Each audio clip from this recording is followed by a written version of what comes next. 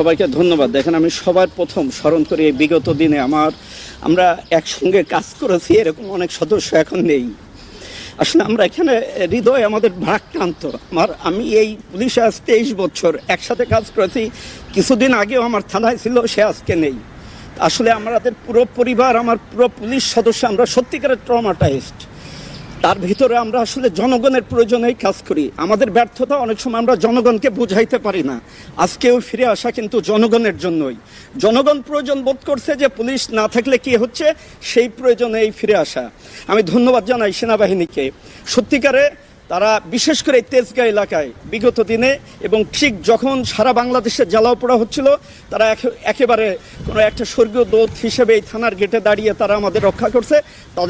তাদের প্রতি আমার এই থানার পক্ষ থেকে কৃতজ্ঞতা।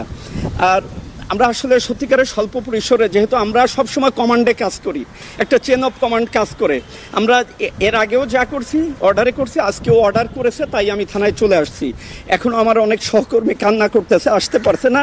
আমি চেষ্টা করছি যে আমরা সত্যিকারের মানুষের প্রয়োজনেই যে কাজ করি, এই কথাটা তাদের বোঝাতে চেষ্টা করতেছি, তাদের মোটিভেটেড করে যে সত্যিকারে যে আমরা মানুষের প্রয়োজনে, সেই প্রয়োজনটা আবার মেটানোর জন্যই কিন্তু আমরা চলে আসছি।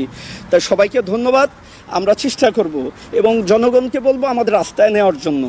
আর অনেক সময় বুঝে না মেসেজটা, আমরা যেটা বোঝাইতে চাই আসলে আমাদের ব্যর্থতা, এখন আমরা মানুষের রাস্তায় যেতে পারিনি, এটা আমাদের ব্যর্থতা। তা আমরা চেষ্টা করে যাচ্ছি যে আমরা অস্বীকার করব না যে এটা আমাদের অনেক ভুল বা ব্যর্থতার কারণে এই পর্যায়ে আজকে আমরা এইগুলো ওভারকাম করে আগামী দিনে সত্যিকারে মানুষের প্রয়োজনে যাতে এই বাহিনী থাকতে পারে, আমি যে কয়দিন আছি বা আমার যে সহকর্মীরা আছে তাদের নিয়ে আমরা এই সেবাগুলো অব্যাহত রাখার চেষ্টা করব। ধন্যবাদ সবাইকে।